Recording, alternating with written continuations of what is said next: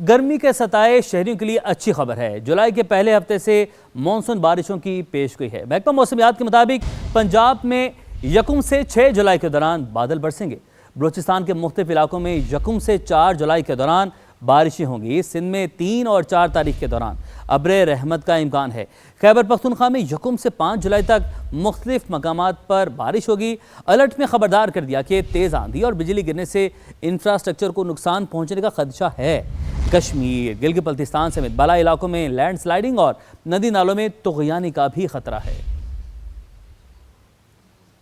तो आपको बता रहे हैं कि गर्मी के सताए शहरियों के लिए एक अच्छी खबर है, लेकिन एहतियात आप लोगों ने करनी है। जुलाई के पहले हफ्ते से मानसून बारिशों की पेशगोई की गई है। महकमा मौसमियात के मुताबिक पंजाब में यकम से 6 जुलाई को बादल बरसेंगे। बलूचिस्तान के मुख्तलिफ इलाकों में यकम से 4 जुलाई के दौरान भी बारिशें होगी। नाज़रीन, क़यामत खेज़ गर्मी में बिजली की भी शदीद बंदिश है। शहरी दोहरी अजियत में मुब्तला हैं। ट्रिपिंग के वाक़यात में भी कई गुना इजाफा देखा गया है। कई घंटे लोड शेडिंग से मामलात ज़िंदगी शदीद मुतासिर हैं। रात के औकात में भी बिजली की आंख मचोली रही और शहरियों का सुकून जो है वो गारत हो चुका है। पावर डिवीजन का मुल्क में कहीं भी लोड शेडिंग ना होने का दावा और तलब के मुताबिक पैदावार होने पर इसरार कहा। जहाँ लाइन लॉसेस और चोरी ज़्यादा है, सिर्फ वहाँ पर बिजली बंद की जा रही है। नुमाइंदगान सभा के हमारे साथ मौजूद हैं, उनसे मालूमात भी हासिल करते हैं। और कराची से रिजवान आलम हमारे साथ मौजूद होंगे और इस्लामाबाद से ज़हीर हमारे साथ हैं। सबसे पहले शहरी इक़्तिदार के इस्लामाबाद का रुख करते हैं और ज़हीर हमारे साथ मौजूद हैं। ज़हीर, आप बताइएगा कि इस वक्त क्या हिदायत जारी की गई हैं और लोड शेडिंग के हवाले से क्या मालूमात हैं जो कि आप हमारे साथ शेयर करेंगे? देखिए, गवर्नमेंट की तरफ से जो पावर डिवीजन है उनकी जानिब से ये दावा किया जा रहा है कि इस वक्त सिस्टम में बिजली मौजूद है और सिस्टम की जो डिमांड है उसके मुताबिक ट्रांसमिट की जा रही है। लेकिन असल मसला ये है कि जो ट्रांसमिशन लाइन है वो ज़्यादातर जो 500 kV और 220 kV के जो इस वक्त ट्रांसफार्मर हैं वो ज़्यादा से ज़्यादा पावर, जो ऑडिट रिपोर्ट आई थी उसमें भी ये निशानदेही की गई है कि वो जो है ओवरलोडेड हैं। ओवरलोडेड की वजह से जो ट्रिपिंग के वाक़यात हैं वो बहुत ज़्यादा बढ़ रहे हैं। शहरियों को मुश्किलात का सामना है और ट्रिपिंग के नाम पर जो लोड शेडिंग हो रही है बहुत उसका दौरानिया बहुत ज़्यादा है। मुल्क भर से शिकायत आ रही हैं। लेकिन दूसरी जानिब जो कैटेगरी बनाई गई है पावर डिवीजन की जानिब से, और ज़राए ने हमें यह बताया कि 7 कैटेगरीज़ हैं।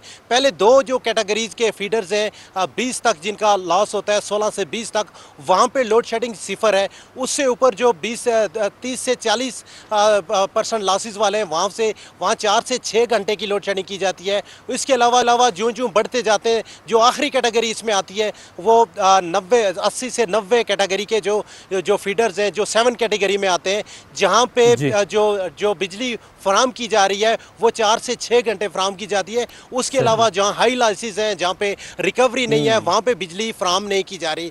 लेकिन यानी कि ज़्यादा लाइट भेजी जा रही। साथ मुझे रिजवान आपकी जानिब बढ़ते हैं, आप बताएगा कि किस हद तक लोड शेडिंग की जा रही है और उस पर आवाम का क्या कहना है और इंतजामिया का इस हवाले से क्या मौक़िफ़ है?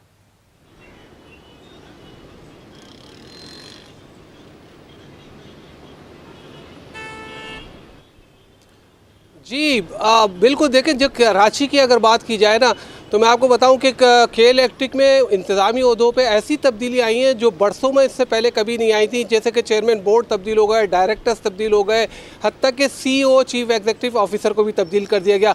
लेकिन शहर में जो बिजली का बहरान है वो ख़त्म नहीं हो सका है इतनी बड़ी तब्दीलियाँ आने के बावजूद। के इलेक्ट्रिक की जो घंटों की लोड शेडिंग का जो इसकी रीत है वो बरकरार है। मुख्तलिफ फॉल्ट्स के नाम पे, मरम्मत के नाम पे और रूटीन की लोड शेडिंग के नाम पर कराची में के मुख्तलिफ इलाकों में आज भी 4.5 घंटे से 12 घंटे की लोड शेडिंग जो है वो की जा रही है। कराची में बिजली की तलब की अगर मैं बात करूं तो गर्मी का जो मौसम इस वक्त चल रहा है, शदीद गर्म मौसम, इसमें भी 2800 से 32 मेगावाट के दरमियान जो है रहती है कराची में बिजली की तलब। और के इलेक्ट्रिक के पास 4000 मेगावाट से ज़्यादा बिजली बनाने की सलाहियत मौजूद है। लेकिन के इलेक्ट्रिक जो है वो वफाक से बिजली लेने पर और IPP से बिजली लेने पे ज़्यादा इन्हिसार करती है। उसका कहना ये है कि इलेक्ट्रिक का कि जहाँ ज़्यादा बिजली चोरी होती है, रिकवरी कम है, वहाँ लोड शेडिंग ज़्यादा की जाती है। और ये भी दावा करती है कि इलेक्ट्रिक के 70% इलाका शहर का जो है वो मुस्तस्ना है लोड शेडिंग से। लेकिन असल सूरत ये है कि वो बता रहे हैं कि वहाँ पर लोड शेडिंग नहीं की जा रही। चलें, लाहौर का रुख करते हैं। वेल्डिंग आपकी जानिब बढ़ते हैं, आप बताइएगा कि लाहौर के मुख्तलिफ इलाकों में कितने घंटे तक लोड शेडिंग की जा रही है और यहाँ की इंतजाम में भी क्या इसी तरह के कुछ दावे कर रही है? जैसे रिजवान हमें बता रहे हैं कि भाई 70% इलाके में लोड शेडिंग की ही नहीं जा रही, तो इंतजामिया का क्या मौक़िफ़ है इस हवाले से?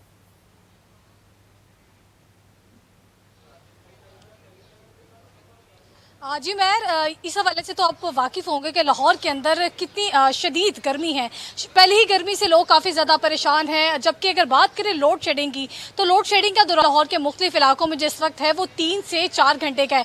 अगर मैं आपको इलाके के हवाले से बताऊँ तो जैसे ताजपुरा, समनाबाद, भगवानपुरा, इलामा इकबाल टाउन और मॉडल कॉलोनी, यहाँ पर जो है वो दिन के वक्त 3 से 4 घंटे की लोड शेडिंग की जा रही है। जबकि इस वक्त मैं जहाँ पर मौजूद हूँ इस इलाके के अंदर, जब मेरी बात हुई यहाँ पे इलाका मकीनों से, तो उनका कहना था कि हमारे इलाके के अंदर पूरी रात लाइट नहीं आ रही और जिसके बायस से बच्चे शदीद परेशान है, बुजुर्ग शदीद परेशान है, क्योंकि इस वक्त लाहौर के अंदर जो शदीद गर्मी है उसी के साथ साथ जो लोड शेडिंग का दौरान है वो भी बढ़ा दिया गया है। दिन के वक्त तो लोड शेडिंग 3 से 4 घंटे हो रही है, लेकिन रात के वक्त लोड शेडिंग जो है वो मुसलसल की जा रही है। कई बार तो कुछ ऐसे होता है कि 5 से 6 घंटे की रात के वक्त लोड शेडिंग की जा रही है, जिसके बायस से शहरी खासे परेशान दिखाई दे रहे हैं। और इस वक्त अली पार्क में मैं मौजूद हूँ और यहाँ पर जितने भी हमने इलाका मकीनों से बात हुई तो खासे परेशान दिखाई दिए। इलाका मकीन यहाँ पर भी परेशान दिखाई दे रहे हैं और एक जानिब गर्मी, ऊपर से लोड शेडिंग ने दोहरा जो है वो अजियत में मुब्तला कर दिया है। वेलिंग, आप हमें अपडेट करने थे, आपका शुक्रिया। रिजवान आप हमारे साथ थे, जहीर आप हमारे साथ मौजूद थे, आप तीनों नुमाइंदा ने हमें अपडेट किया, आप सबका बहुत शुक्रिया। नाज़रीन, अब दीगर खबरें शामिल करें। आपको बताएं कि हैदराबाद में गैर एलानिया लोड शेडिंग ने शहरियों के साथ साथ कारोबारी सरगर्मियों को भी शदीद मुतासिर किया है। शहर के मुख्तलिफ इलाकों में 10 से 16 घंटे बिजली की बंदिश इस वक्त जारी है। राशि जान बलोच से मालूमात हासिल करते हैं। राशि जान, बताइएगा। हेस्को हैदराबाद की जानिब से मुख्तलिफ इलाकों में, शहरी इलाकों में बात करें तो शहरी इलाकों में 10 से 12 घंटे, जबकि देही इलाकों में 12 से 16 घंटे की लोड शेडिंग की जा रही है, जिससे कारोबारी सरगर्मियां जो है वो मुतासर हो रही हैं। और शहरियों का कहना है कि छोटे वर्कशॉप और हम छोटे दुकानदार इस वक्त ग्राहक की आमदोरफ्त कम होने के बायस जो है वो परेशान हो रहे हैं। अगर बिजली हो तो हमारे कारोबार भी चलें। जबकि शहरी इलाकों में अगर मार्केटों की बात करें तो मार्केटें भी आमदोरफ्त के लिए कम हो चुकी हैं और शहरियों ने मुतालबा कर दिया है कि कम से कम हमें बिजली की फराहमी मुसलसल की जाए ताकि हम अपनी ज़िंदगी भी गुजार सकें और तिजारत भी कर सकें। गर्मी के सताए शहरियों के लिए अच्छी खबर है। जुलाई के पहले हफ्ते से मानसून बारिशों की पेशगोई है। महकमा मौसमियात के मुताबिक पंजाब में यकम से 6 जुलाई के दौरान बादल बरसेंगे।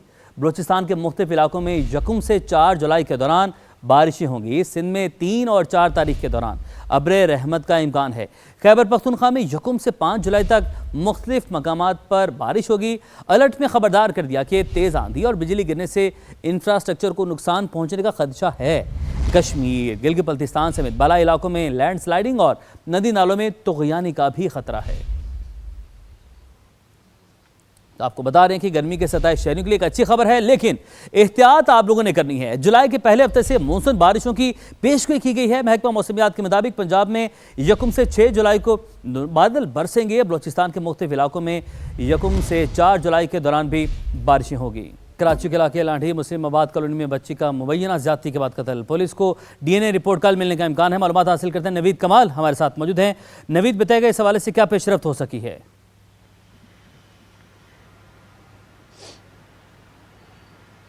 जी बिल्कुल, 13 लोगों के डीएनए लिए गए थे, जिसमें बच्ची के रिश्तेदार भी शामिल हैं, मोहल्लेदार भी शामिल हैं। पुलिस ने जो है इस पर कोशिश की थी कि डीएनए रिपोर्टें जल्द मिल सके। तो आज एसएसपी इन्वेस्टिगेशन से बात हुई। उनका ये कहना है कि पुलिस ने दोबारा लिखा है। जो इसमें डीएनए लैब है उसने ये कहा है कि कल बड़े कवी इम्कान हैं कि ये डीएनए रिपोर्ट मिल जाएगी, जिसके बाद इस बात का तयन हो सकेगा कि इस बच्ची के साथ किसने ज्यादती की और किसने कत्ल किया। बच्ची की जो लाश है वो घर के आते से मिली थी, जिसके बाद किसने ज्यादती की है। नवीद, आपने अपडेट किया, आपका बहुत शुक्रिया।